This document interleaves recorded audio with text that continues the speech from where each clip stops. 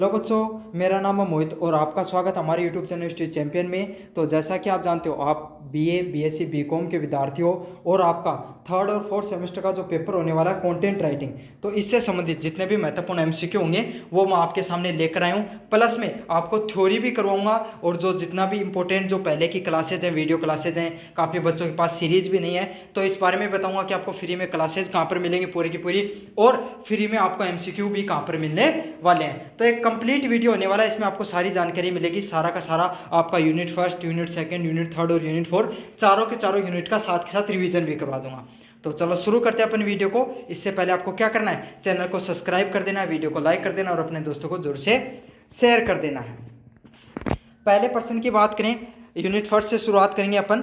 Watt is the content writing primary use for. तो content writing का मुख्य उपयोग किसके लिए किया जाता है? तो भाई कंटेंट राइटिंग होता है जो आप कंटेंट लिखते हैं, जो पढ़ाए, जो आप जैसे मैं पढ़ा रहा हूँ आपको, तो पढ़ाने से मैं पहले जो ये पीडीएफ बनाई गई है, समझ में आ गया आपको, जो मैंने इसको पीछे रिसर्च किया वो कंटेंट राइटिंग में आता है। तो इसका मुख्य उपयोग क्या होता है, प्राइमरी किस चीज़ के लिए यूज किया जाता है? तो कंटेंट को किस लिए यूज किया जाता है? कम्युनिकेशन और इंगेजमेंट के लिए। तो आपको पता है, मैं आपसे कम्युनिकेट कर रहा हूँ, मैं आपको बोलकर या पढ़कर जो सुना रहा हूँ आपको, तो ये क्या कम्युनिकेशन हो रहा है। और जो कंटेंट बनाया जाता है, जैसे ये तो अपन पढ़ाई कर रहे हैं, लेकिन रील वगैरह बनाई जाती हैं या फनी वीडियोस हो गई या सब चीज़ हो गई, फिल्म वगैरह होंगी, वो भी कंटेंट राइटिंग के अंतर्गत आते हैं, जिसमें राइटिंग की जाती है वो।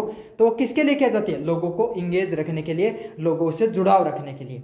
तो इसका सही आंसर क्या होगा? कम्युनिकेशन और उसके इंगेजमेंट के लिए आपको क्या करते हैं, हम जो कंटेंट राइटिंग उसका उपयोग में लेते हैं। अगले वाला प्रश्न है, which is not a type of content writing. तो इनमें से कौन सा कंटेंट राइटिंग का टाइप नहीं होता है? तो ब्लॉग राइटिंग। तो ब्लॉग जो लिखा जाता है वेबसाइट वगैरह पे, वो कंटेंट राइटिंग से आपको पता है संबंधित होता है। अगला टेक्निकल राइटिंग। तो जो तकनीक से संबंधित जो चीज़ें होती हैं, तकनीक लेखन होता है, वो भी किससे संबंधित होता है? आपका कंटेंट राइटिंग से होता है। जैसे आपको कोई क्रिप्टो करेंसी के बारे में जानकारी दे रहा है, कोई ट्रेड मार्केट के बारे में दे रहा है, जो कंप्यूटर सॉफ्टवेयर वगैरह के पढ़ाई के संबंधित कोई भी चीज़ें होती है ना, वो टेक्निकल राइटिंग में आती हैं। Video editing. तो क्या वीडियो एडिटिंग है वो उससे संबंधित होता है आपका कंटेंट राइटिंग? बिल्कुल नहीं होता है। वीडियो एडिटिंग वो किससे संबंधित नहीं होता? आपका कंटेंट राइटिंग से संबंधित नहीं होता। Copy writing. तो कॉपी राइटिंग भी किससे संबंधित होता है? कॉपी राइटिंग मतलब किसी का कंटेंट को कॉपी करना, वो भी किससे संबंधित होता है? कंटेंट राइटिंग से संबंधित होता है। तो ये समझ लो, आप कोई भी चीज़ है, इंटरनेट से संबंधित कोई भी चीज़ को अगर आप लिख रहे हो और उसके बाद में उसको वीडियो या आप ऑडियो कोई भी फॉर्मेट में जनरेट होगा आगे जाके, उसको संबंधित आपको पीछे लिखा जाता है, उसको कंटेंट राइटिंग कहा जाता है। जैसे कि कोई मूवी बनती है, तो मूवी बनने से पहले भाई पूरी कहानी को कोई एक जो राइटर होता है वो पूरी कहानी लिख कर देता ना, तो वो भी कंटेंट राइटिंग के अंतर्गत ही आती है। और जितना अच्छा कंटेंट होगा, आपको पता भाई, जितनी बढ़िया किसी राइटर ने बढ़िया स्टोरी लिखेगा, उतनी बढ़िया वो मूवी चलेगी, उतना ही अच्छा हो क्या जो ऑडियो या वीडियो वो चलता है। अगले वाला प्रश्न है, content writing is most relevant in which domain today. तो आज के समय कंटेंट राइटिंग का सबसे अधिक किस क्षेत्र में प्रासंगिक है? तो आपको पता आज के समय कंटेंट राइटिंग कहाँ चलता है? डिजिटल वर्ल्ड में। रील बनाते हैं लोग, यूट्यूब पर वीडियो बना रहे हैं, फेसबुक पे वीडियो बना रहे हैं, तो इनसे संबंधित आज के समय कंटेंट राइटिंग सबसे अधिक कहाँ पर चलता है? डिजिटल मार्केटिंग में। डिजिटल जो आपका मार्केट है उसके अंदर ये चलता है। तो इसका सही आंसर क्या होगा? ऑप्शन नंबर बी है वो सही आंसर होगा। डिजिटल मार्केटिंग में कंटेंट राइटिंग आज के समय सबसे ज़्यादा चलता है। अगले वाला प्रश्न है, कंटेंट शुड ऑलवेज बी। तो कंटेंट को हमेशा कैसा होना चाहिए? तो इसका सही आंसर क्या होगा? ऑप्शन नंबर सी होगा, क्लियर एंड इंगेजिंग। मतलब जितना स्पष्ट होगा, मतलब कोई भी, जैसे मैं आपको पढ़ा रहा हूँ, अब मैं पढ़ाते समय अगर आपके सामने एकदम डिफिकल्ट हार्ड शब्दों का उपयोग करने लग गया, एकदम डिफिकल्ट चीज़ें बताने लग गया, एकदम टेक्निकल बातें करने लग गया, तो आपको समझ में नहीं आएगा। तो मैं अगर आपको एकदम स्पष्ट आपकी भाषा में समझा रहा हूँ और आकर्षक तरीके से, मतलब वीडियो में ग्राफिक वगैरह जोड़ दिए, एनिमेशन जोड़ दिया, तो इससे क्या होता है? वो अट्रैक्टिव हो जाता है। तो कोई भी कंटेंट है उसको वो कैसा होना चाहिए? स्पष्ट होना चाहिए, सामने वाले को अच्छे से समझ में आना चाहिए, और अट्रैक्टिव भी होना चाहिए, एंगेजिंग भी होना चाहिए, दूसरे वालों को आकर्षित भी करना चाहिए। तो यही तो उसका मुख्य कार्य होता है। अगले वाला प्रश्न है, a good content writer must understand the. तो एक अच्छा कंटेंट राइटर को क्या समझना चाहिए? तो एक अच्छा कंटेंट राइटर है उसको किस चीज़ की समझ होनी चाहिए कि उसकी ऑडियंस है, जो उसका कंटेंट देखेगी, उसका किस प्रकार का क्या है समझना, उसको मतलब किस प्रकार की चीज़ें चाहिए। जैसे आप मेरे विद्यार्थी हो, आप मेरे से पढ़ाई कर रहे हो, तो आपको क्या कंटेंट राइटिंग से संबंधित पढ़ाई करनी होगी, तभी तो आप मेरा वीडियो देख रहे हो। तो यही है, जो पाठक है, जो आपका जो आपसे जो आपको वीडियो देखते हैं उनको क्या चाहिए, उनकी क्या डिमांड है, वैसे ही आपको क्या बनाना होता है, कंटेंट बनाना होता है। अब मैं क्या करूँगा, आपको कंटेंट राइटिंग से संबंधित, अब आपका आगे का पेपर होगा, कोई कॉलेज का पेपर होगा, एमडीसी का पेपर होगा, किसी का ज्योग्राफी का पेपर है, किसी का जूलॉजी का पेपर है, तो मैं वैसे वीडियो बनाऊंगा तो क्या होगा, आप ज़्यादा इंगेज होगे मेरे से। तो यही होता है, पाठकों को समझना और उद्देश्य को आपको अपना पर्पज है वो क्लियर रखना होता है कि आपको किस प्रकार का कंटेंट बनाना है। अगले वाला प्रश्न है, content writing is a part of, content writing किसका हिस्सा होता है, डिजिटल कम्युनिकेशन। तो डिजिटल जो संचार होता है उसका भाग होता है आपका कंटेंट राइटिंग। तो डिजिटली हम देखो कंटेंट राइटिंग है वो आपको पता है, स्पष्ट बात है किससे संबंधित होगा, डिजिटली चीज़ों से संबंधित होता है। तो डिजिटली अपन कम्युनिकेट करते हैं, लोगों के साथ बात करते हैं, उसी में आपको कंटेंट राइटिंग की जरूरत होती है। अगले वाला प्रश्न, relevance of the content writing in business rely on. तो कंटेंट राइटिंग होता है व्यापार में, कंटेंट राइटिंग की क्या प्रासंगिकता होती है, भाई कोई इंसान बिजनेस कर रहा है तो उसमें कंटेंट राइटिंग की किस तरीके से जरूरत होगी, क्यों किसकी होगी, भाई कोई भी बिजनेस करते हो तो करते क्यों, आपका बिजनेस अच्छा चले, अच्छा पैसा कमाओ, तो उसमें आपको कब कमाओगे, जब आपके पास ज़्यादा से ज़्यादा ग्राहक आएंगे, और ज़्यादा से ज़्यादा ग्राहक कैसे आएंगे, आपके पास जो अच्छा कंटेंट उनको प्रोवाइड करोगे। अब देखो आजकल आप इंस्टाग्राम वगैरह पे देखते हो, किसी की कपड़े की शॉप है, किसी की लाइब्रेरी है, किसी की ये समझ लो कोई भी दुकान हो, आज के दिन सभी इंस्टाग्राम पे पेज बनाते हैं और उससे संबंधित रील अपलोड करते रहते हैं। तो जितना इंगेजिंग वो रील बनाएंगे उतने ज़्यादा ग्राहक उससे आकर्षित होते हैं, उतने ज़्यादा ग्राहक उसके पास आते हैं। फूड ब्लॉगिंग देख लो आपको आज के समय, तो यही होता है, जितना आप अच्छा कंटेंट बनाओगे उतना अच्छा आपके साथ ज़्यादा से ज़्यादा ग्राहक जुड़ेंगे, जितने ज़्यादा ग्राहक जुड़ेंगे उतना ज़्यादा आपका मुनाफा होगा। अगले वाला है, which of these is the role of content writer. तो कंटेंट राइटर का क्या रोल होता है, तो इसका सही आंसर क्या होगा, राइटिंग इन्फॉर्मेटिव कंटेंट। तो जो कंटेंट राइटर होता है भाई उसका यही कार्य होता है कि वो अच्छा कंटेंट बनाए। समझ में आ गया आपको, और अच्छा कंटेंट क्या होगा, जो लोगों को सूचना प्रदान करे, लोगों को चीज़ों को अच्छे से समझा सके, तो यही होगा राइटिंग द इन्फॉर्मेटिव कंटेंट से संबंधित होता है। 9 नंबर प्रश्न की बात करें, कंटेंट राइटर हेल्प इम्प्रूव्स ए कंपनी। तो कंटेंट राइटर कंपनी के किस क्षेत्र को सुधारने में मदद करता है, तो इसका सही आंसर क्या, ऑप्शन नंबर बी होगा, ऑनलाइन प्रेजेंस को, ऑनलाइन उपस्थिति को सुधारने में मदद करता है। तो इसका सही क्या आंसर क्या, ऑप्शन नंबर बी होगा, कंटेंट राइटर कंपनी के किस क्षेत्र को सुधारने में मदद करता है, कि भाई कोई भी कंपनी है अगर उसको ऑनलाइन अपना वर्ल्ड में अपनी आगे बढ़ना है, ऑनलाइन भी अपने प्रोडक्ट को चलाना है, तो उसको क्या होगा, अच्छा कंटेंट बनाना होगा। और अच्छा कंटेंट कौन बनाएगा, अच्छा कंटेंट जो उसके पीछे लिखता है ना, जो अच्छा कंटेंट बना रहा है, जो अच्छा कंटेंट लिखेगा, राइटर होगा, वो जितना अच्छा कंटेंट लिखेगा उतने ही अच्छे आपकी रील चलेंगी, उतनी अच्छा आपका कंटेंट वीडियो फॉर्मेट में चलेगा या फिर ऑडियो फॉर्मेट में चलेगा। तो कोई भी मूवी, आप मूवी से समझ लो, कोई मूवी की कंपनी है, समझ में आ गया, जैसे धर्मा प्रोडक्शन मान लो जो मूवी बनाता है, अब उसमें अगर अच्छी मूवी चलेगी तभी तो धर्मा प्रोडक्शन बढ़िया चलेगा। तो उसमें राइटर है, वो जितनी अच्छी मूवी की राइटिंग करेगा उतना ज़्यादा अच्छी मूवी चलेगी, जितनी अच्छा मूवी चलेगी उतनी कंपनी बढ़िया चलेगी। तो यही होता है ऑनलाइन प्रेजेंस के लिए, ऑनलाइन उपस्थिति, ऑनलाइन अपनी दुनिया में व्यापार को बढ़ाने के लिए आपको कंटेंट राइटर को अपना कंटेंट है उसको इम्प्रूव करना होता है। अगले वाले क्वेश्चन की बात करूं, what is one of the major responsibility of content writer. एक कंटेंट राइटर की मुख्य जिम्मेदारी क्या होती है, तो क्या होती है, क्रिएटिंग द मार्केटिंग कंटेंट। तो एक मुख्य भाई अगर कोई कंपनी वालों ने हायर कर रखा है कंटेंट राइटर को, तो उसका काम क्या है भाई, अच्छी मार्केटिंग करना, जितनी ज़्यादा मार्केटिंग अच्छी होगी उतना ही ज़्यादा उसका व्यापार अच्छा चलेगा कंपनी का। Content writer must ensure content is, content writer को यह सुनिश्चित करना चाहिए कि कंटेंट कैसा हो। तो देखो कंटेंट राइटर को कैसा कंटेंट बनाना होगा, एक तो क्रिएटिव हो, कुछ अलग प्रकार का हो, दूसरों को आप कॉपी करने लगे तो लोग बोर हो जाएंगे कि भाई वैसा वैसा ही कंटेंट देख रहे हैं हम तो। लेकिन अगर आपने कुछ अलग क्रिएटिव तरीके का बनाया, अनोखा बनाया, तो इससे क्या हो, लोगों को लगेगा भाई ये तो कुछ अलग बना रहे हैं। और एसईओ फ्रेंडली, और ऐसा कंटेंट बनाओ जो ट्रेंडिंग में हो, जो इस समय अच्छे से चल रहा हो और सर्च में आए बार बार। समझ में आ गया ना, तो यही है जो आज के समय जो अगर सॉन्ग चल रहा हो उससे संबंधित हो गया, कोई कीवर्ड अच्छे से चल रहा हो, कोई चर्चा में कोई मुद्दा हो, उस प्रकार का कंटेंट अगर आप बनाओगे तो ज़्यादा चलता हो।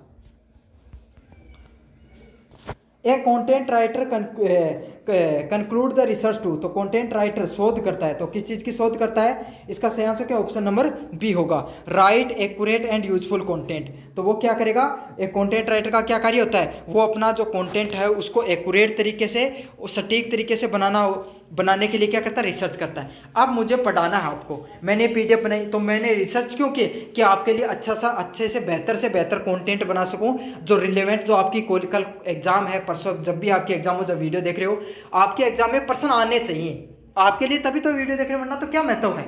समझ में आ गया ना। तो यही है, आपको एकदम सटीक रिलेवेंट कंटेंट बनाने के लिए, एक्यूरेट कंटेंट बनाने के लिए क्या करता है एक कंटेंट राइटर, वो रिसर्च करता है। तो इसका सही आंसर ऑप्शन नंबर बी होगा। 13 नंबर प्रश्न है, editing and proof reading is the job of. तो एडिटिंग और प्रूफ रीडिंग की जॉब किसकी होती है, कंटेंट राइटर की जॉब होती है। तो एडिटिंग और प्रूफ रीडिंग क्या होती है, एडिटिंग तो मेरे हिसाब से ऐसा कोई स्टूडेंट नहीं होगा आपको जिसको ये पता नहीं हो कि एडिटिंग होती क्या है, लेकिन प्रूफ रीडिंग मैं बता देता हूँ क्या होती है। प्रूफ रीडिंग होती है जैसे कि आपने स्कूल के अंदर क्या किया होगा, आप अब एग्जाम देने जाते हो डिस्क्रिप्टिव वाला, आपने पूरा पेपर कर लिया, फिर क्या करते हो, पूरा पेपर करने के बाद में एक बार फिर से पढ़ते हो सारे पेपर को, कहीं मैंने कोई तो गलती नहीं छोड़ दी है, कोई मेरा प्रश्न तो नहीं छूट गया गलती से, कोई मैंने प्रश्न आधा छोड़ दिया था, सोचा था कि बाद में जाके करूंगा, वो तो नहीं छोड़ दिया। तो आप क्या करते हो, सारे पेपर को फिर से रीड करते हो, तो उसी को क्या कहा जाता है, प्रूफ रीडिंग कहा जाता है। कोई भी चीज़ है एडिटिंग के बाद में, कोई भी कंटेंट होता है उसमें एडिटिंग के बाद में प्रूफ रीडिंग की जाती है, मतलब एक बार सारे कंटेंट को फिर से देख लो, कहीं पर कोई गलती तो नहीं रह गई है, कोई भी एडिटिंग फिर से करने की जरूरत नहीं है, और इम्प्रूव क्या किया जा सकता है कंटेंट को, उसको प्रूफ रीडिंग के नाम से जाना जाता है। तो ये किसकी काम होता है, ये कंटेंट राइटर का ही काम होता है। What skill is important for a content writer. तो एक कंटेंट राइटर के लिए कौन सा कौशल जरूरी होता है, तो इसका सही आंसर क्या, ऑप्शन नंबर बी होगा, कम्युनिकेशन स्किल। संचार कौशल है वो एक कंटेंट राइटर के लिए एक जरूरी स्किल होती है। तो इसका सही आंसर क्या होगा, ऑप्शन नंबर बी हो सही आंसर होगा। भाई कोई भी कंटेंट राइटर है उसकी कम्युनिकेशन स्किल जितनी बेहतर होगी। अब एक बात बताओ, मैं आपको पढ़ाता हूँ, मेरा भी कंटेंट बनाने का ही कार्य एक तरीके का, तो अगर मैं आपको अच्छे से चीजें समझा ही नहीं पा रहा हूँ, आप जो मेरे से पढ़ रहे हो वो मैं अच्छे से एक्सप्रेस ही नहीं कर पा रहा, तो क्या महत्व है मेरे पढ़ाने का। समझ में आ गया। कोई कंटेंट बना रहा है, कोई वीडियो बना रहा है, तो वो अगर आपको अच्छे से चीज़ों को समझा ही नहीं पा रहा है, उसकी कम्युनिकेशन स्किल ही बेहतर नहीं है, उसको रियल लाइफ में एक्सपीरियंस नहीं है चीज़ों का, तो वो क्या एक बेहतर कंटेंट राइटर बन सकता है, क्या वो बेहतर कंटेंट बना सकता है, नहीं बना सकता है। तो यही है, एक कंटेंट राइटर को कम्युनिकेशन स्किल, संवाद की जो कला होती है, वो संचार कौशल है, वो अच्छा होना चाहिए। अगले वाले प्रश्न की बात करें, which of the following is a content writer not responsible for. तो इनमें से कौन से कार्य के लिए जो कंटेंट राइटर है वो आपका उत्तरदायित्व तो नहीं होता है, तो किस पे नहीं होता है, मॉनिटरिंग द वेबसाइट ट्रैफिक। तो वेबसाइट पे कितना ट्रैफिक आ रहा है इस चीज़ के लिए जो आपका कंटेंट राइटर है वो जिम्मेदार नहीं होता है। क्यों नहीं होता है, ये काम टेक्निकल टीम का होता है। समझ में आ गया ना, कितना कंटेंट आ रहा है, एसईओ करना, ये सब चीज़ काम किसका होता है, ये टेक्निकल टीम का होता है कोई भी कंपनी के अंदर। उसके अलावा ब्लॉग पोस्ट लिखना, ब्लॉग पोस्ट होता है जो आपके वेबसाइट पे, कोई भी वेबसाइट खोलते हो तो उस पर जो कंटेंट लिखा गया उसको ब्लॉग पोस्ट के नाम से जाना जाता है। राइटिंग प्रोडक्ट डिस्क्रिप्टिव, तो कोई भी उन्होंने प्रोडक्ट वगैरह बनाया है उस पर डिस्क्रिप्शन लिखेगा। क्यों, क्योंकि भाई वो जितना बेहतर डिस्क्रिप्शन लिखेगा वो उतना ही ज़्यादा प्रोडक्ट को ज़्यादा लोग जानेंगे। तो यही है, कंटेंट राइटिंग से संबंधित आ गया। Creating social media post, social media पे पोस्ट वगैरह डालना भी कंटेंट क्रिएटर का कार्य होता है, कंटेंट राइटर का कार्य होता है। तो आपकी यूनिट फर्स्ट मुझे उम्मीद है कि रिवाइज हो गई, इससे बाहर आने वाली नहीं है चीज़ें, ये समझ लो जो मैं पढ़ा रहा हूँ यहीं से आपके सामने प्रश्न देखने को मिलेंगे। काफ़ी बच्चों का सवाल होता है सर हमें और भी क्लासेस देखनी है, तो आपके और क्लासेस कहाँ पर मिलेंगी। तो सारा का सारा कोर्स मैंने कंटेंट राइटर से संबंधित करा रखा है। आपको सबसे पहले आपके यूट्यूब चैनल पे आना और वहाँ पे सर्च करना है यूनिवर्सिटी चैंपियन। अच्छे से आप स्पेलिंग देख लो, या आपको सर्च करना है। जैसे आप सर्च करोगे आपके सामने ऐसा यूट्यूब चैनल खुल के आ जाएगा, आपको इस पर क्लिक करना है। यूट्यूब चैनल पे सब्सक्राइब का बटन दिखेगा पास में, उसको सब्सक्राइब कर देना है, और यहाँ पर प्लेलिस्ट वाला सेक्शन देखने को मिलेगा, प्लेलिस्ट वाले सेक्शन पे क्लिक कर देना है। हाँ, आपको नीचे की तरफ जाना है इसमें, और उसके बाद में आपको यहाँ पर कंटेंट राइटिंग की आपको एक अलग से पीडीएफ प्लेलिस्ट बनी हुई देखने को मिलेगी। तो ये रही आपकी कंटेंट राइटिंग की पूरी प्लेलिस्ट। जैसे आप इस पर क्लिक करोगे तो आपके सामने जो सारे के सारे आपके जितने भी वीडियो हैं ये आपको देखने को मिल जाएंगे, आप इनमें से पढ़ के चले जाना अच्छे से। अब बात करेंगे अपन यूनिट नंबर 2 की तरफ। What is the first step in the content writing process. तो कंटेंट राइटिंग प्रोसेस में पहला कदम क्या होता है? तो आप कोई भी कंटेंट बना रहे हो किसी भी प्रकार का, तो उसमें पहला कार्य क्या करना होता है आपको? तो मैं कोई भी कंटेंट बनाऊंगा तो उसमें पहला कार्य क्या करूंगा भाई? मैं आपको पढ़ाने से पहले क्या करता हूँ? पूरी रिसर्च करता हूँ भाई, ये सिलेबस होने वाला है, इससे संबंधित मुझे ये चीज़ पढ़ानी है और इसका सिलेबस से संबंधित आपकी जो कौन सी एक्सरसाइज है वो इंपॉर्टेंट है, कहाँ से पिछले सालों में ज़्यादा प्रश्न पूछे गए हैं। तो यही होता है, रिसर्च करता है इंसान और उससे संबंधित प्लानिंग करता है। तो यही होता है कंटेंट राइटिंग के प्रोसेस में इंसान रिसर्च और प्लानिंग का कार्य करता है। अब 2 नंबर प्रश्न की बात करूं, एडिटिंग मेनली इन्वॉल्व्स, संपादन मुख्यतः किससे संबंधित होता है? तो किससे संबंधित होता है? आपको एडिटिंग में क्या किया जाता है भाई? आप कोई भी फोटो अपनी अपलोड करते हो तो उसमें एडिटिंग करते हो तो क्या करते हो? उसमें कोई भी गलत, कोई भी मतलब आप चीज़ नहीं डालना चाहते हो, जो चीज़ आप एक्स्ट्रा हो गया है, कोई भी एक्स्ट्रा कंटेंट है उसको रिमूव करने का कार्य किया जाता है। तो ये होता है checking and improve the content structure. तो कोई भी कंटेंट होता है उसके जो उसमें जांच करके आपको उसको सारी चीज़ों को चेक करके फिर से सुधार कर अपलोड करते हो।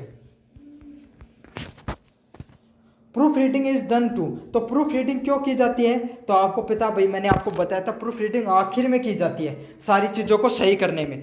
तो इसका सही आंसर क्या होगा? Fix the grammar and the spelling error. तो व्याकरण और वर्तनी की गलतियों को सुधारने के लिए आप क्या करते हो? प्रूफ रीडिंग की जाती है। तो यही होता है, आपको ग्रामर से संबंधित जो ग्रामर है और स्पेलिंग से संबंधित एरर होते हैं उनको सुधारने के लिए हमारा काम क्या होता है? प्रूफ रीडिंग करते हैं। जैसे आपने पूरा का पूरा एक पैराग्राफ लिखा है, समझ में आ गया? जैसे आपको प्रिंसिपल, आपके जो कॉलेज के प्रिंसिपल हैं उनको क्या करना है? आपको एक लेटर देना है, तो आप क्या करोगे? उसमें पूरा का पूरा चीज़ों को लेटर लिखा, अब आखिर में क्या करोगे? उसमें देखोगे कि कोई ग्रामर की गलती तो नहीं की गई है, फिर से पढ़ोगे ना आप सारे को, तो उसी को क्या कहा जाता है? प्रूफ रीडिंग को कहा जाता है। और इंटरनेट पे भी यही होता है, ग्रामरली के द्वारा आप उस सारी ग्रामेटिक जो गलतियाँ उनको सही कर सकते हो। 4 नंबर प्रश्न की बात करूँ, which of the following is not a part of proof reading. तो प्रूफ रीडिंग का हिस्सा नहीं होता है। तो प्रूफ रीडिंग में क्या की जाती है? ग्रामर का करेक्शन किया जाता है, कीवर्ड पे रिसर्च किया जाता है, भाई मुझे कौन से कीवर्ड है उसको इस कंटेंट से संबंधित लगाना है। स्पेलिंग में करेक्शन किया जाता है, भाई जो स्पेलिंग जो है उसमें कोई मिस्टेक तो नहीं आ गया, कोई चीज़ें तो नहीं आ गई हैं। तो यही होता है, ये सारी चीज़ें आती है, लेकिन इसमें क्या नहीं आता है? Keyword research. कीवर्ड से संबंधित जो चीज़ें हैं वो रिसर्च करके इससे संबंधित नहीं होती हैं।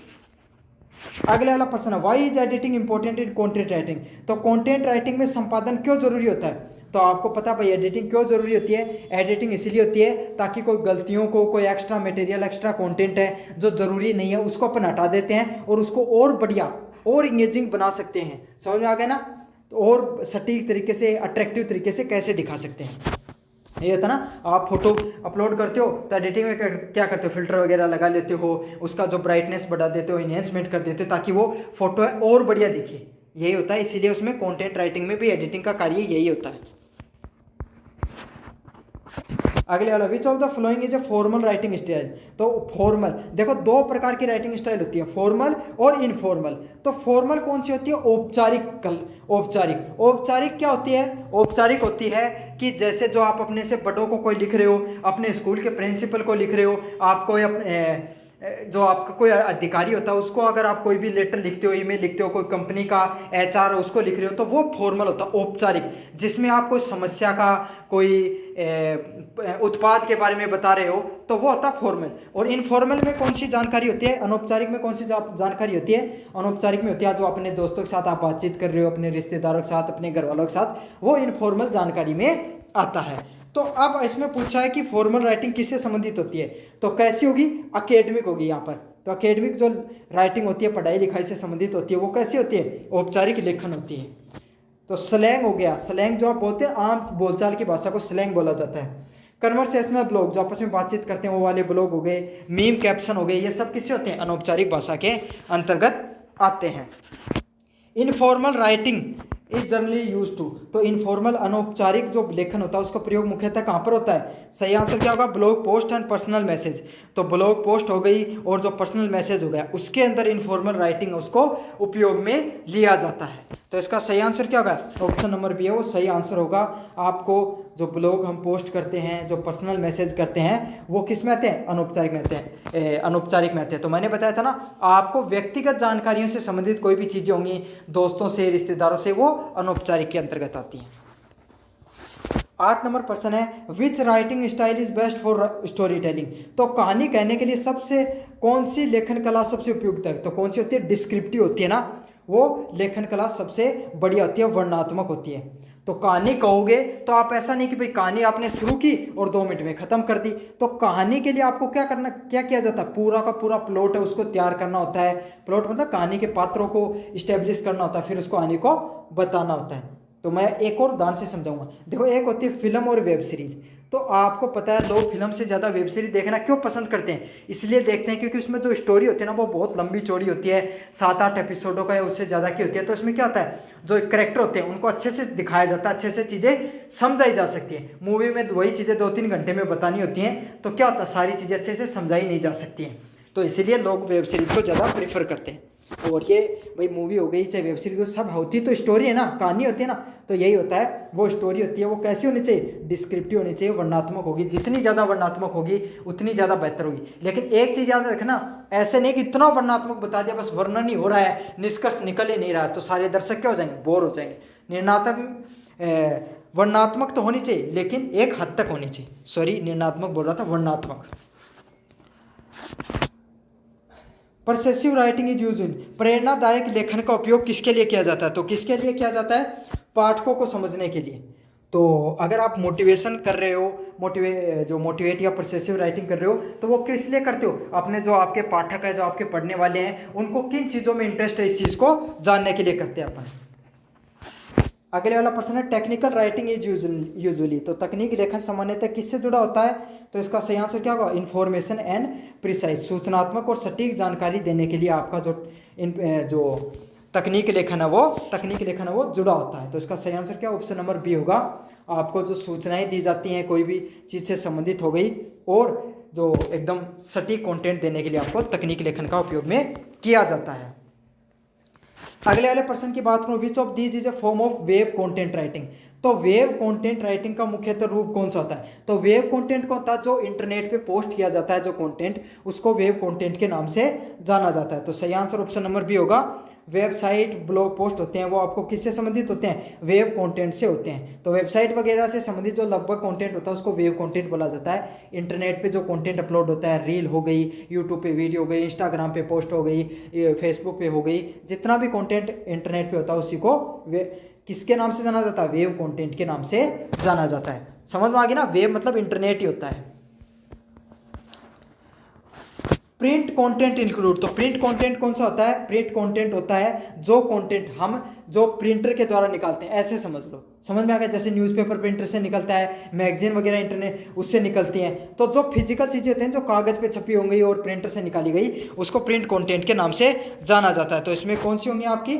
अखबार और किताबें हैं, ये कौन से कंटेंट का भाग होती हैं? प्रिंट कंटेंट का भाग होती हैं। बाकी वेबसाइट हो गई, मोबाइल ऐप हो गया और पॉडकास्ट हो गया, ये कौन सा कंटेंट है? ये सारा का सारा वेब कंटेंट होता है। क्यों? सारा का सारा इंटरनेट पे उपलब्ध होती हैं सारी चीज़ें, या कोई नेटवर्क पे उपलब्ध होती हैं। Web content must be optimise, तो वेब कंटेंट को किसके लिए अनुकूलित किया जाता है? तो किसके लिए किया जाता है? एसईओ फ्रेंडली, मतलब सर्च इंजन ऑप्टिमाइजेशन। अब सर्च इंजन ऑप्टिमाइजेशन क्या होगा? जैसे मैंने ये वीडियो बनाया तो इसमें जो मैंने थंबनेल लगाया वो अट्रैक्टिव होना चाहिए, मैंने जो डिस्क्रिप्शन लिखा वो बढ़िया होना चाहिए, उसमें जो टाइटल दिया है, हेडिंग दिया है, वो बढ़िया होनी चाहिए। तो ये होता है एसईओ से संबंधित। जितना ज़्यादा थंबनेल बढ़िया होगा उतने ज़्यादा लोग क्लिक करेंगे, जितना ज़्यादा टाइटल होगा, संबंधित टाइटल। अब कंटेंट राइटिंग का पेपर है और मैं उस पर साइबर लॉ एंड एथिक्स लिख दिया, समझ में आ गया ना? बीएससी वैल्यू एडेड कोर्स का एक कोर्स होता है साइबर लॉ एंड एथिक्स।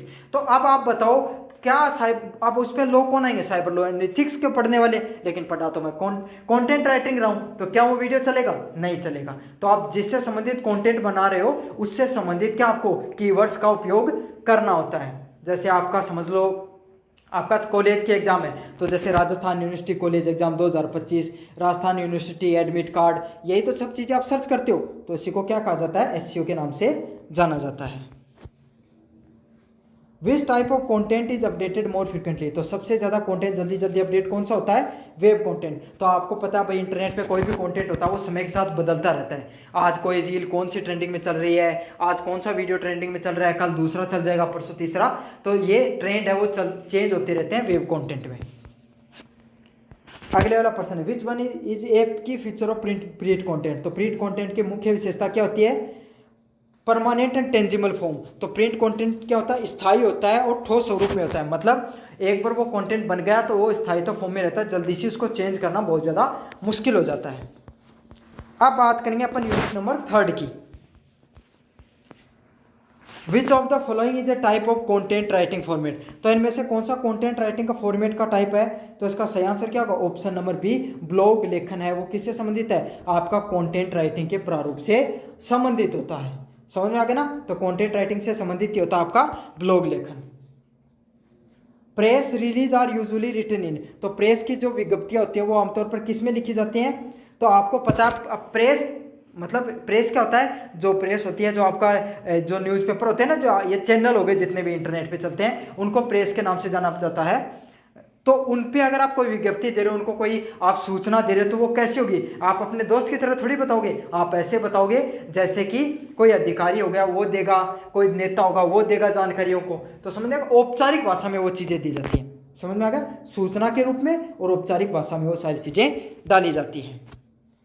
अगले वाला प्रश्न है, विच format is the best suited for storytelling, तो कहानी लिखने का सबसे अच्छा प्रारूप कौन सा होगा, तो मैंने पहले बता दिया नैरेटिव फॉर्मेट है, वो सबसे क्या होता है, आपका सबसे उपयुक्त प्रारूप होता है नैरेटिव, जो नरेशन के रूप में जो चीज़ें वर्णनात्मक रूप से बताई जाती हैं उस तरीके से। 4 नंबर प्रश्न की बात करूं, ऐसे कंटेंट इज डिजाइन फॉर, तो ऐसे कंटेंट से संबंधित किस प्रकार डिजाइन की जाती हैं, तो सर्च इंजन रैंकिंग, तो सर्च इंजन पे जैसे आप इंटरनेट पे गूगल पे सर्च किया बेस्ट 5 यूनिवर्सिटी इन राजस्थान, तो जो आपके सामने वेबसाइट दिखाई दे रही हैं टॉप 5 या टॉप 10 जो आती हैं वो क्या गूगल पे रैंकिंग में टॉप कर रही हैं। अब वो क्यों करेंगी, क्योंकि उसमें जितना ज़्यादा कंटेंट है जो आपने सर्च किया, जो आपने कीवर्ड सर्च किया है, जो वर्ड आपने सर्च किए वो उसमें जितने बार आ रहा है, जितना ज़्यादा गूगल को लगा कि भाई ये बेस्ट कंटेंट प्रोवाइड करवा रही है, इससे संबंधित जो यूजर हैं वो आए, वो ज़्यादा देर उस पर टिके रहे, तो क्या होगा, उसी हिसाब से सर्च पे गूगल पे रैंकिंग बनती है। समझ में आ गया, वो कैसे बनती है, जितना ज़्यादा एसईओ बढ़िया होगा। ऐसे भी समझ में नहीं आए तो ऐसे समझ लो, कोई भी दुकान है आपके गांव में, है ना, सबसे ज़्यादा ग्राहक कौन सी दुकान पे जाते हैं, पहली बात जहाँ पर अच्छी क्वालिटी का सामान मिलेगा। समझ में आ गया। दूसरी बात यह है, अच्छी क्वालिटी का तो सामान मिल रहा है लेकिन लोगों को पता ही नहीं है, तो जिसके बारे में लोगों को ज़्यादा जानकारी हुई उसी दुकान पे ज़्यादा लोग जाते हैं। तो इंटरनेट आम दुनिया होती है, जो हमारी फिजिकल वर्ल्ड होता है, वहाँ पर तो अपन क्या करते हैं, पोस्टर वगैरह लगाकर, पंपलेट वगैरह लगाकर क्या करते हैं, लोगों को बता देते हैं। लेकिन ऑनलाइन में तो ऐसा हो नहीं सकता। तो ऑनलाइन में क्या होता है, कीवर्ड को सर्च किया जाता है, और वो कीवर्ड किसके द्वारा ट्रैक किए जाते हैं, एसईओ के द्वारा, सर्च इंजन ऑप्टिमाइजेशन के द्वारा ट्रैक किए जाते हैं। तो इसका सही आंसर क्या होगा, ऑप्शन नंबर सी होगा, सर्च इंजन रैंकिंग के द्वारा हमारा इसमें चीज़ों को किया जाता है। अगले वाला प्रश्न है, white paper are a type of, तो श्वेत पत्र किस प्रकार का कंटेंट होता है, तो किस प्रकार का होता है, technical and research based content होता है। तो व्हाइट पेपर जो आपका मतलब कोई भी श्वेत पत्र होता, कोई भी कंपनी होगी उसके बारे में उसका पूरा लेखा जोखा दिया जा रहा है, उसको व्हाइट पेपर बोला जा रहा है। तो उसमें क्या होगा, आपको टेक्निकल सारी तकनीक से संबंधित कोई भी जो कंटेंट होता है उसको व्हाइट पेपर कंटेंट से संबंधित होता है। अगले वाले प्रश्न की बात करूं, what is the most essential skill for the content writer, तो एक कंटेंट राइटर के लिए सबसे आवश्यक स्किल कौन सी होती है, तो कौन सी होती है, स्ट्रॉन्ग ग्रामर एंड लैंग्वेज। तो आपको जो ग्रामेटिकली जो चीज़ों को यूज कर रहे हो वो आपकी अच्छी होनी चाहिए, अच्छे ग्रामेटिकली आप चीज़ों को समझा सकते हो, अच्छी वोकेबलरी होगी आपकी, अच्छी भाषा पर पकड़ होगी, तो आप क्या होगा, उतना ही अच्छा कंटेंट को लोगों को समझा पाओगे। विच of these is A soft skill helpful in content writing, तो कंटेंट राइटिंग में कौन सा सॉफ्ट स्किल सहायक होती है, तो कौन सी होती है इसमें से, इसका सही आंसर क्या होगा, ऑप्शन नंबर सी होगा, क्रिएटिविटी एंड इमेजिनेशन है, रचनात्मकता और कल्पना है वो आपकी कंटेंट राइटिंग में सबसे सहायक सॉफ्ट स्किल होती है। 8 नंबर प्रश्न की बात करूं, which skill help in making content more discoverable, तो डिस्कवरेबल मतलब क्या होगा, कोई भी कंटेंट आप तक ज़्यादा से ज़्यादा पहुंच पा रहा है, वेब पर कंटेंट को खोज योग्य बनाने के लिए कौन सा कौशल सहायक होता है, तो कौन सा सहायक होता है, एसईओ का नॉलेज होना चाहिए, एसईओ का ज्ञान होना चाहिए। एसईओ क्या होता है, सर्च इंजन ऑप्टिमाइजेशन, लोग कौन से कीवर्ड को सर्च कर रहे हैं, उस प्रकार के कीवर्ड को अपने कंटेंट में ज़्यादा से ज़्यादा यूज करना है। समझ में आ गया, तो उसी को क्या कहा जाता है, आपको एसईओ नॉलेज के बारे में जाना जाता है। गुड कंटेंट शुड बी, तो अच्छा कंटेंट कैसा होना चाहिए, कैसा होना चाहिए, क्लियर, रिलेवेंट एंड वैल्यूएबल, मतलब समझ में आना चाहिए लोगों को, रिलेवेंट होना चाहिए, आपसे संबंधित होना चाहिए, और वैल्यूएबल मतलब लोगों को कुछ वैल्यू प्रोवाइड होनी चाहिए, लोगों को कुछ मूल्यवान चीजें वो पता चलनी चाहिए। तो इसका सही आंसर ऑप्शन नंबर बी होगा, स्पष्ट होनी चाहिए, रिलेवेंट होनी चाहिए और वैल्यूएबल होनी चाहिए। 10 नंबर प्रश्न है, which of the following enhance the writing tone and voice, तो निम्नलिखित में से कौन लेखन शैली और टोन सुधारता है, तो कौन सुधारता है, अंडरस्टैंडिंग द टारगेट ऑडियंस, तो लक्षित पाठक को समझना। तो कंटेंट राइटिंग कब बढ़िया होगा, तो भाई आपकी दुकान है और अगर आपकी दुकान पे किस प्रकार का ज़्यादा अगर जो प्रोडक्ट है वो बिकेंगे, कब बिकेंगे, जब आप अपने ग्राहकों को समझ पाओगे कि वो कौन सा ग्राहक है, वो ज़्यादा चीज़ें क्या खरीद रहा है, तो वही चीज़ें आप ज़्यादा लोगे, उस पर सेल वगैरह डालोगे, उस पर ऑफर वगैरह दोगे, तो क्या होगा, आपका जो ज़्यादा लोग आपकी दुकान पर आएंगे। तो यही होता है इंटरनेट पर भी, अगर आप अपने ऑडियंस हैं, जैसे मेरे पढ़ने वाले बच्चों को जरूरत है कंटेंट राइटिंग की और मैं उस पर ज़्यादा वीडियो बनाऊंगा, तो क्या होगा, वो उससे क्या होगा, जो मेरे पाठक है उसके बारे में मुझे पता चल रहा है और उसी से ज़्यादा लोग मुझसे इंगेज हो रहे हैं। तो यही होता है कि आप अपने टारगेट ऑडियंस है, जो आपकी ऑडियंस है, जो आपसे संबंधित कंटेंट की मांग करे, उसको आप टारगेट करके कंटेंट बनाओगे तो आपका क्या होगा, आपका जो कंटेंट भी सुधरेगा और आपकी टोन भी सुधरेगी। What should be the first step in creating the high quality content, तो आपको उच्च गुणवत्ता का कंटेंट बनाने के लिए आपके पास क्या होना चाहिए, तो इसका सही आंसर ऑप्शन नंबर बी होगा, प्लान एंड रिसर्च। आपके पास एक अच्छा प्लान होना चाहिए, आपके पास एक अच्छी रिसर्च होनी चाहिए। तो आपके पास एक अच्छा प्लान और रिसर्च होगा तो आप क्या कर सकते हो, एक अच्छा हाई क्वालिटी का कॉन्टेंट है वो प्रोड्यूस कर सकते हो। समझ में आ गया, तो आपने रिसर्च किया अच्छे से और उसको कंटेंट बनाया, तो जितना ज़्यादा अच्छे से रिसर्च करके कंटेंट बनाओगे उतना ही ज़्यादा लोगों को हेल्पफुल लगेगा। अब जैसे मैंने अच्छे से रिसर्च किया कि भाई प्रीवियस ईयर में पेपर में पर्सन कैसे आ रहे हैं, आपको किस प्रकार के कंटेंट में कैसे एग्जांपल देने हैं, किस प्रकार के एमसीक्यू मुझे बनाने हैं, तो इस प्रकार के कंटेंट पे अगर मैं कार्य करूंगा तो वो क्या होगा, हाई क्वालिटी कंटेंट की श्रेणी में आएगा। उतने ज़्यादा पर्सन एग्जाम में आएंगे, उतनी ज़्यादा आपकी मदद होगी। तो रिसर्च बहुत ज़्यादा जरूरी होती है कोई भी कंटेंट राइटिंग के अंतर्गत। अपडेटिंग आउटडेटेड कंटेंट इज, तो पुराने कंटेंट को अपडेट करना क्या होता है, तो ये क्या होता है, अगर आप पुराने कंटेंट को अपडेट करते रहते हो समय समय पर, तो ये क्या होती है, गुड कंटेंट स्ट्रेटजी, मतलब एक अच्छी जो कंटेंट से संबंधित रणनीति में इस चीज़ को माना जाता है। तो इसका सही आंसर क्या होगा, ऑप्शन नंबर बी होगा, गुड कंटेंट स्ट्रेटजी के अंतर्गत ये सब चीज़ें आती हैं। What improve users engagement in content, तो कंटेंट में उपयोगकर्ता की सहभागिता का क्या बढ़ाता है, तो कौन सा चीज होगी, कॉल टू एक्शन बटन। जो कॉल टू एक्शन बटन होता है वो क्या होता है, जैसे आपने आपकी कोई कपड़ों की दुकान है और आपने क्या पूरा प्रोडक्ट के बारे में बताया, हमारी दुकान में ये आजकल ऑफर आ रहा है, ये बढ़िया कपड़े आ रहे हैं, ये नई डिजाइन है, आपको चाहिए, तो क्या करना है, आपको नीचे कॉल टू एक्शन का आपने ऑप्शन डाल दिया, आपने अपने मोबाइल नंबर डाल दिया, किसी को चाहिए तो उस पर क्लिक करो, कॉल चला जाएगा और अपने ऑर्डर बुक कर दो। तो समझ में आ गया ना आपको, तो कंटेंट से क्या होगा, लोग जुड़े रहेंगे उससे। तो इसका सही आंसर क्या होगा, interactive element and call to action. Rewriting content in your own word is called, तो अपने शब्दों में कंटेंट को दोबारा लिखना क्या कहलाता है, तो इसको किसके नाम से जाना जाता है, पैराफ्रेजिंग के नाम से जाना जाता है। कि अपने कंटेंट को आप नए शब्दों में, नए वातावरण के हिसाब से, नए माहौल के हिसाब से, नई ट्रेंड के हिसाब से आप चीज़ों को लिख रहे हो, उसी को किस नाम से जाना जाता है, पैराफ्रेजिंग के नाम से जाना जाता है। याद कर लो, रट लो, ये प्रश्न आएगा एग्जाम में। अगले वाला प्रश्न है, what should one analysis the content performance, तो कंटेंट की प्रदर्शन का विश्लेषण क्यों करना चाहिए, to see that work and improve, तो ये जानने के लिए कि ये काम कैसा करता है, इसके लिए हमें कंटेंट को क्या करना चाहिए, विश्लेषण करना चाहिए। तो इसका सही आंसर क्या, ऑप्शन नंबर बी होगा, ये जानने के लिए कंटेंट किस तरीके से कार्य करता है, इसके लिए हमें कंटेंट का विश्लेषण करना जरूरी हो जाता है। अब काफ़ी बच्चों का सवाल आता है कि सर हमें चाहिए कंटेंट राइटिंग की जो पीडीएफ एमसीक्यू वाली जो आप पढ़ा रहे हो वैसी, और उससे संबंधित होना चाहिए रिलेवेंट कंटेंट सारा का सारा।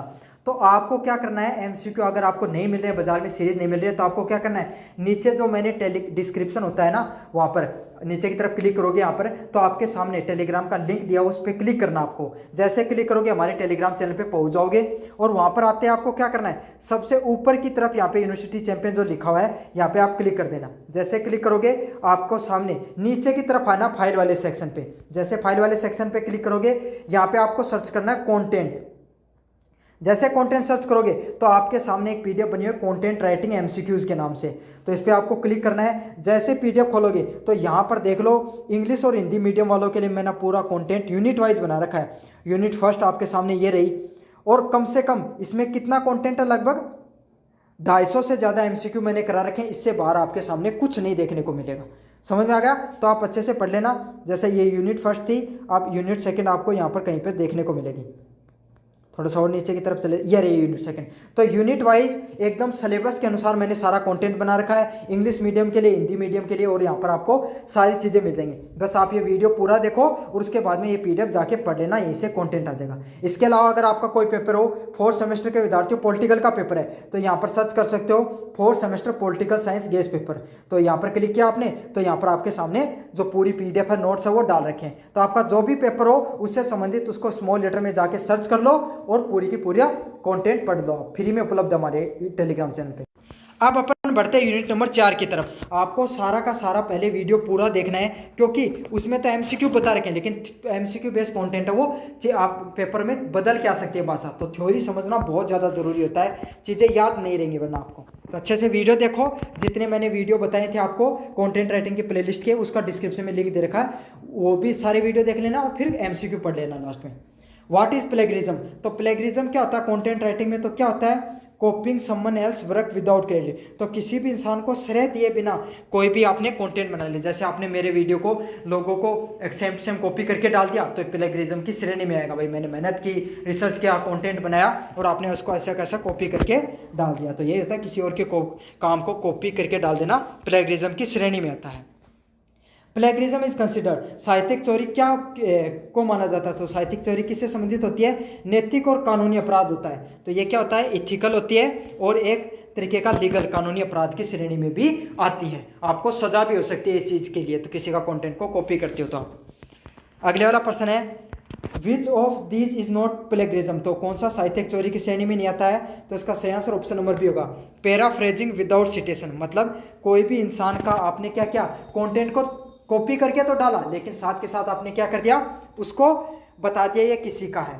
समझ में आ गया? तो यही साहित्य चोरी की श्रेणी में नहीं आता है। बाकी आप कोई किसी की वेबसाइट को कॉपी पेस्ट करके बना रहे हो तो ये साहित्यिक चोरी में आएगा।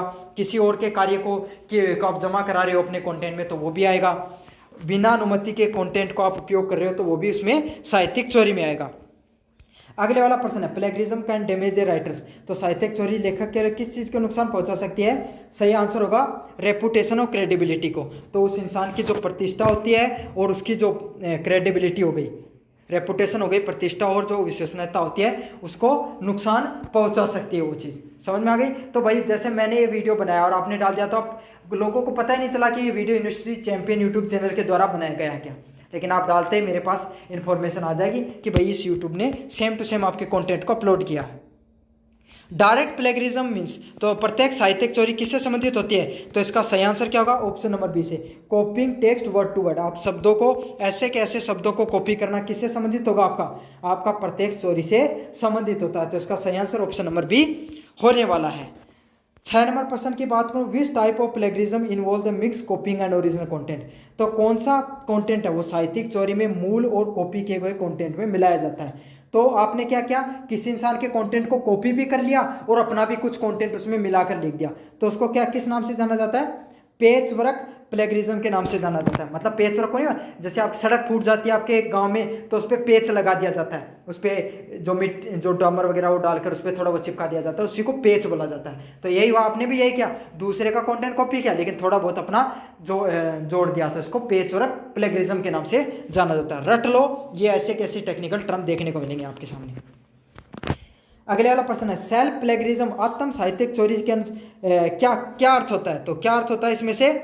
आपका reusing your own old work without disclosure, अपने पुराने कार्य को बिना बताए दोबारा उपयोग करना। तो आपका जो पुराना कार्य है उसको आप बिना बताए क्या कर रहे हो? वापस यूज कर रहे हो। जैसे अब मेरा पुराना वीडियो उसको मैंने री अपलोड कर दिया, तो वो किस में आएगा? सेल्फ प्लेगरिज्म में आएगा। आपने अपने कंटेंट को रीयूज किया है।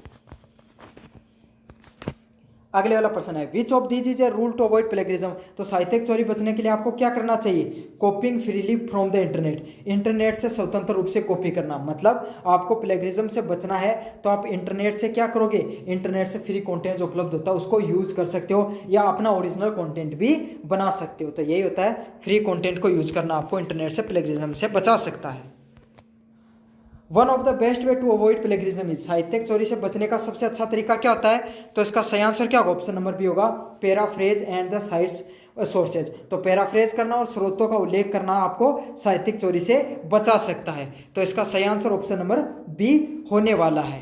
समझ में आ गया आपको? सेम टू सेम जो कंटेंट होगा उससे बचाने के लिए आपको जो पैराफ्रेज है उसको बोला जाता है।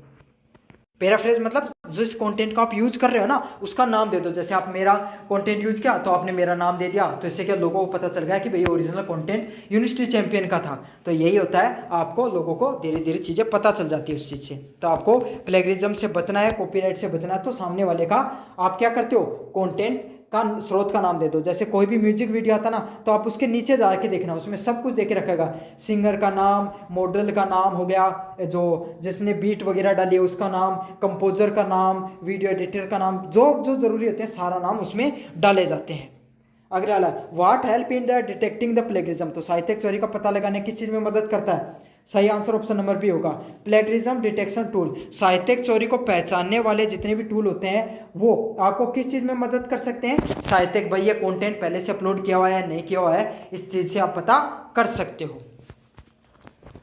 अगले वाला प्रश्न है, which practice lead to original content creation, कौन सा अभ्यास मूल्य कंटेंट निर्माण की ओर तरफ ले जाता है? तो कौन सा ले जाता है? Understanding and writing in your word. तो आप अपने शब्दों में किसी भी चीज़ को बनाकर लिख सकते हो, उसी को क्या कहा जाता है? उसी को ओरिजिनल कंटेंट, वास्तविक कंटेंट के नाम से जाना जाता है। भाई आप खुद को दिमाग लगा के अगर चीज़ बना रहे हो तो वह ओरिजिनल ही होगी, वास्तविक ही होगी।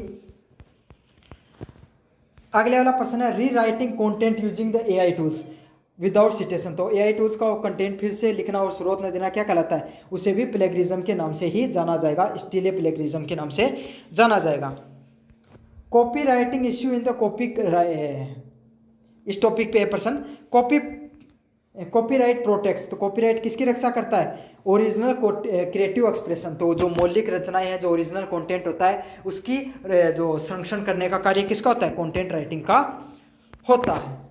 Using copyrighted material without permission is, तो आप किसी भी इंसान का कंटेंट को कॉपी कर रहे हो, किसी भी चीज़ की कॉपी कर रहे हो। जैसे मूवी वगैरह अपन देख लेते हैं ना, टेलीग्राम वगैरह से देख लेते हो आप, या फिर पहले सीडीओ वगैरह में देख लेते, तो वो भी कॉपीराइट के अंतर्गत ही आती थी वो चीज़ें, वो इलीगल होती हैं, उस पर आपको क्या हो सकती है? सजा भी हो सकती है। तो इसको किस नाम से जाना जाता है? इनफ्रैगमेंटेशन के नाम से जाना जाता है, उल्लंघन के नाम से जाना जाता है। अगले वाला प्रश्न है, what does the fair use allow. तो फेयर यूज किस चीज़ की अनुमति देता है? आपको अनुमति देता है legal and limited use of copyright content. तो कोई भी कॉपीराइट कंटेंट है उसको आप फ्री में यूज कर सकते हो और कानूनी रूप से यूज कर सकते हो। तो ये था आपका कंटेंट राइटिंग से संबंधित कंप्लीट क्लासेज। और भी मैंने क्लासेज करा रखे हैं, जाओ उन सबको देखो। फ्री में MCQ की PDF उपलब्ध है। ऐसा कंटेंट फ्री में कहीं उपलब्ध नहीं होगा, आपको सिर्फ यूनिवर्सिटी चैंपियन यूट्यूब चैनल पे ही उपलब्ध होगा। तो जाओ सारा कंटेंट पढ़ लो। तो अपने दोस्तों को जरूर से शेयर करना, वीडियो को लाइक कर देना, और जैसे वीडियो लाइक करोगे तो नीचे आपके सामने आप सब्सक्राइब का बटन दिखेगा उसको भी दबा देना। और हाइप का ऑप्शन भी आने लगा है आजकल, जो लाइक के नीचे जो हाइप का ऑप्शन आता है ना उसको भी दबा देना। तो इससे क्या होता है? वो कंटेंट और ज़्यादा लोगों को शेयर होता है। धन्यवाद।